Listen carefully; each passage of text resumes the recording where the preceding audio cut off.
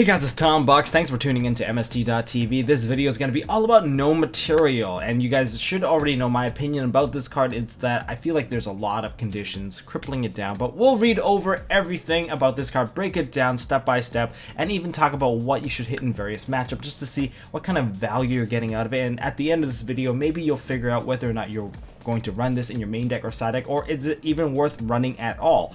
That's all for you guys, and this video, of course, is brought to you by the Patreons. Thank you guys for checking out the Patreon links down in the description below. Every bit of support helps, and you guys are investing in me to make content for you guys and doing all this research and just blowing my mind sometimes doing this stuff. But for Gnomaterial, it's been hard to do the research. Even playing this card online, it is very hard because you have to hard sack it, and that's actually condition number one that I find very annoying about this card, is that I can't reliably get this card, and it's only good when I go second.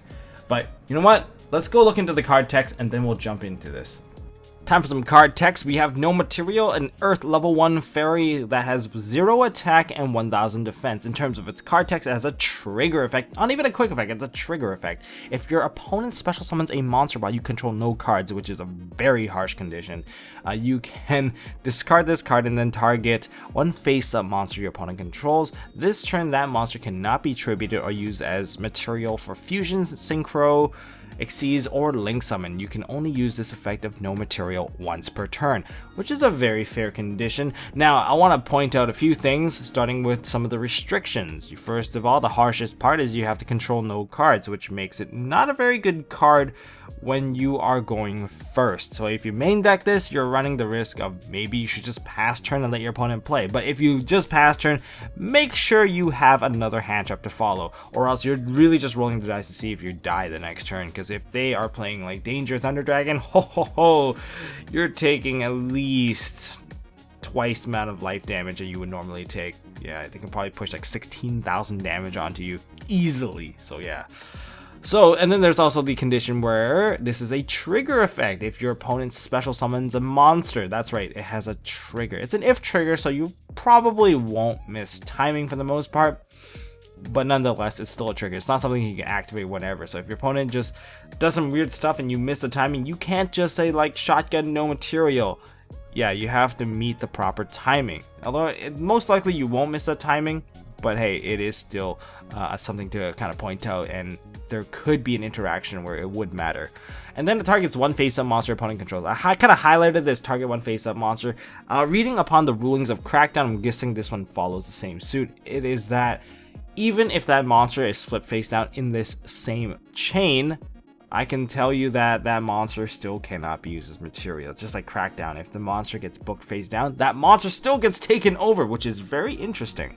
Yeah, fun fact, you should look it up. In fact, I'll do a ruling segment on Crackdown based off of that effect. And of course, you can't tribute it and use it for anything, which is a really good lockdown.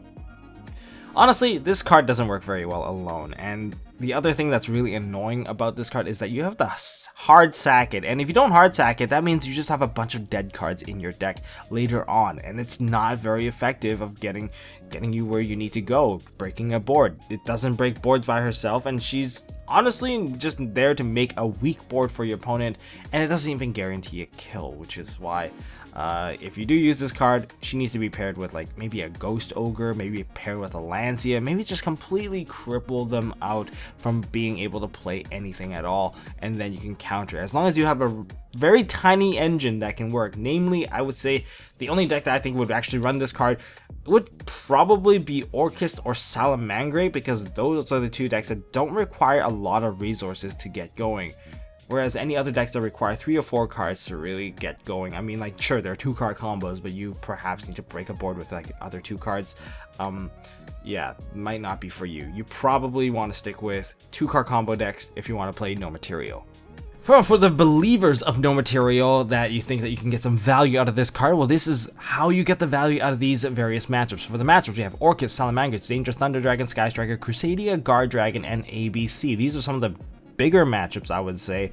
Other matchups such as Subterror and True Draco, yeah, let's just ignore those because you're never going to be able to trigger that effect. Let's just be honest here, it's pretty bad, and if you have it in your hand, well, that's something to cry about, and there's no real late game because this is an opening game card. You have to control no cards, and if you top deck into this card, oh my god, you're just crying that, oh my god, why isn't this something else? So let's start with Orcus. So first play that usually comes into mind for Orcus players is that they summon out Nightmare Mermaid to summon out Nightmare Orcus. That is a potential hit target, but you would only hit the Nightmare Orcus if the card that they threw into the graveyard is not Harp Horror. If it's Harp Horror, then don't. Just wait for the first Galatea. In fact, the first Galatea is probably your go-to hit, because if you hit the first Galatea, they can't go into Bardiche, and they can't go into Dingirsu. They're just completely locked out. But they are still able to activate that Galatea, so you can expect a field spell or a counter trap in the back row. That is if they get there. That being said, that is probably one of the best ways to hit it, because you don't have to deal with the double Fog Blades, you don't have to deal with Bardiche, you don't have to deal with Dingirsu in the graveyard, just popping your cards. Overall, the board is complete ass. So yeah, there's that. Next we have Salamangrates. Salamangrates, first recommended hit I would say is Balinx. Of all things, hitting the Balinx is actually pretty interesting. Note that you should pay attention to zoning when you're playing Gnomaterial. If you're playing this, you should have matchups for your opponent's various zoning. But this is like a kind of unreliable prediction, because not everyone plays their zoning perfectly. And if you're relying on your opponent playing zoning perfectly, it's gonna be a tough time for you, because it's seriously a huge gamble. Now looking at Balinx, why does this matter? Is because you eat up the extra monster zone. And note that on the very first opening play of most Salamangrate players is that they shift the Balinx off when they link it off, so that they can have an empty area for their Sunlight Wolf. Well, with the Balinx still stuck there, first of all, the boards are going to be so much easier to break the next turn. That's point one. Point two is that they're going to not be able to add Gazelle back to hand through the effect of Sunlight Wolf, because you can't summon into the zone. Because if they try to summon out Sunlight Wolf, say they go into the Stalio, because they can, it's a given. They can still go into Mirage Stalio, they summon out the Jack Jaguar, and then they go ahead and link off. They can't link off the Balinx, so they have to co-link the two together, and that part sucks for them, because they can reincarnate Link, sure, yeah, and they get to add one of their spells back. Okay, cool. But outside of that, the board's kind of weak. Yeah, Balinx is not in the graveyard. They did not add the Gazelle back, so there's less follow-up. And you don't have to worry about zones when you summon out anymore, because Balinx doesn't open a single zone for you. And they're not going to be able to trigger off their own copy of Sunlight Wolf. Another potential target would be the Gazelle summon. So if they special summon Gazelle with its own effect, depending on the zone they put it in, you can use Gnomaterial on that Gazelle. Preferably, if they summon out Balinx by sending a material into the graveyard, then they summon Gazelle right to the pointer of Balinx, because they think it's convenient to summon it there. Let me just say, if you Gnomaterial that Gazelle that's right below the Balinx, they're gonna have a tough time trying to go into Mirage Stalio, because first of all, you can't make Mirage Stalio except by Xyz summoning, of course, and with that zone completely locked out, what are they gonna do? They have to make a link, and if they're gonna make a link, that means they have to burn the Spinny, and if they burn the Spinny, it gets banished this time, and they get a Sunlight Wolf into the other extra monster zone. Of course, this is being the first turn. Note that the board is 100% going to be empty. You're not going to be able to control that, so they get to jump over to the other side, but they don't get that Jack Jaguar, and that does cripple a huge part of the setup. And they also lost Spinny, and that means their setup is at a complete reset at this point. So there's that misplay factor that you can try to hit them on, and that's a very punishing. Next, we have the Danger / Thunder Dragon matchup. Honestly, this matchup was very hard. Every single time I hit something, it seems like I get killed right after, so it doesn't feel very good. But so far, the only success I've had with the Danger Thunder matchup with Gnomaterial is try to hit the fourth summon, wait for the fourth summon, and try to burn other hand traps to minimize the amount of cards they have in their hand. Like sometimes a drone lock, if you drone lockbird them and then you also throw this card, you can completely just knock them out of the park here. But try to mess with the zones directly under Saryuja in the extra monster zone again, because if you mess with the zones directly under Saryuja, it messes with the guard dragon combo that they can execute, which is also why if you wait for the fourth monster to come out, remember, you don't hit the card that is special summon. When they special summon, you get to hit any face-up card that they have, regardless if it's special summoned or not. So you can hit a white dragon, a black dragon, or a thunder dragon, dark, whatever that is in the middle zone. That's pretty decent if you hit the middle zone. And if your opponent does not know how to shift zones, then they kind of screwed themselves over. But if you hit their middle zone, they should be shifting zones, depending on if they're on the left extra monster zone or the right extra monster zone. But if you hit the white dragon or the black dragon, you don't have to deal with the onslaught of having a ton of dragons coming after you and setting up the entire guard dragon combo and summoning out hot red dragon archfiend out of the extra deck. Yeah, so there's that to turn off. Or you can hit a thunder dragon dark so that they don't get a thunder dragon. And you're trying to hit the fourth material so that if they don't have the fourth material, when they make a crappier yugioh that doesn't have 4 material, at least they don't get that free +1 that comes back. So your main job is to kind of cripple the yugioh.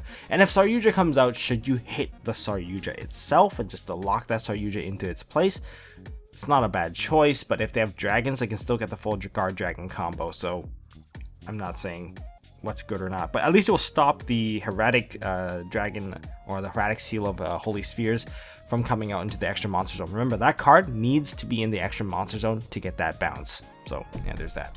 And finally, we have a Sky Striker. Honestly, it's not very good. They have Ego Booster, and 9 times out of 10, I'm gonna get Ego Boosted. And what are you hitting anyway? You're hitting a Hayate, maybe a Kagari, maybe a Shizuku, whatever that is that you're hitting. It's not gonna be a Ray. So yeah, because Ray is just gonna quick effect chain away, and then you're gonna have a very bad time. And this card is gonna be very bad after turn 1. Let me tell you that. And they play back row, so even if you do hit them, it's not worth it. They'll just play out of you anyway. As for Crusadia Guard Dragon, I would say hitting the Crusadia Megaeus I think has the most advantage. That Link 1 that fetches out the Crusadia Guard Dragon, mainly because you stop Spatha from coming out and you lock them into their 1 extra monster zone. And without being able to change out that monster, and without the ability to go into Spatha, they can't use the full Guard Dragon combo. And honestly, without the Guard Dragon combo, it feels very weak. And you also don't need to worry about Equimax, because if they summon Equimax isn't going to point to anything. So yeah, there's that. But if you're late to the party and somehow you forgot that you had this card in your hand, or somehow it just got put in your hand in the near future, well, what do you hit? Well, you can hit the Red Eyes Darkness Metal Dragon. If you hit the Red Eyes Darkness Metal, Red MD, what's going to happen is that they're not going to be able to link that off into the graveyard, and they can't go into Pisty to revive it, and therefore by preventing that revival, also prevent it from being used as material a 3rd time, and they can't special summon an additional monster. They're going to get that 1 special summon for the Guard Dragon regardless. So outside of that, yeah, you can just stop him from using the zone arrow. Yeah, anyways, yeah, there's that. And as for ABC, I didn't face off against too many ABCs, but what I found effective was that the first time they make a monster in the extra monster zone that is not a Link monster, just huck it there, and you don't have to worry about anything for the rest of the turn or the rest of your own turn, because there won't be any ABC Dragon Buster. Now, the whole point of playing against ABC is that you prevent the 3 materials from hitting the graveyard. The moment the 3 materials hit the graveyard, it's already too late. So you want to prevent that. And if you see your opponents use like Union Hanger, put out a C, you should prevent that C from going into the graveyard, because if you prevent C, they don't get the special summon, therefore they don't get the extension anymore. And preventing the extension, preventing any sort of extender is the way to go against ABC. But correct me if I'm wrong. If I'm missing any sort of cards that you would prefer to hit, leave it down in the comment section below. Share your knowledge, because this card still feels very lackluster to me. And honestly, if I'm going to be playing against a combo matchup, I'd rather play Ghost Sister Spooky Dogwood to gain the life points, especially if I'm getting close to time. I'm going to definitely activate that, and that's going to work much better in my favor, let's be honest here. Yeah, that's gonna be my rundown for this card. Do you think this card is still worth running? Do you think the boards that it can prevent is worth putting this card in the main deck, and worth sacrificing the consistency in your own deck, and worth putting potential dead draws in your deck? Let me know down in the comment section below what you guys think about this card. Do you think she's still worth her price point, or do you think she's just gonna tank? I know that there's a way to make her good, is to make another hand trap that makes her searchable. If you make her searchable, then yeah, she gets a lot more potential. As long as that search is a plus as well, oh, maybe then. But until then, that is all I got. If you guys enjoyed the video, smack that thumbs up button. Appreciate every thumbs up. You guys tell me I'm doing a good job, so I'll keep doing it and keep on trying to improve the content. Now, I'll be down in Seattle this weekend, so for you Patreons out there, don't forget to come say hi and collect your Patreon gift as promised. And as the other part, if you guys want to get my field centers, I'll be down there, and you can get the Yugi dab for sure. I'll probably have 1 or 2 copies of the Your Deck is Trash Field Center as well. So yeah, you guys can get those off me for purchase, of course. Anyways, that's all I got for this video, guys. Smack that thumbs up, hit the subscribe, hit the bell to get notified for next upcoming content. I've got some ruling stuff that I really want to go over, and it's quite complicated, so you probably want to stay tuned for that. And I guess I'll see you guys in the next one. Hey guys, thanks for watching. If you like this video, please drop us a like so we know we are doing a good job. And you can also subscribe to MST.TV for more fantastic videos by clicking on the button on the left. Don't forget to check out our partners at Imperium Duelist. They make really high quality mats, including some of my own limited edition release stuff. And if you want to check out one of our past videos, click here on the right. As always, don't forget to hold on to your MST.TV, and I'll see you next time.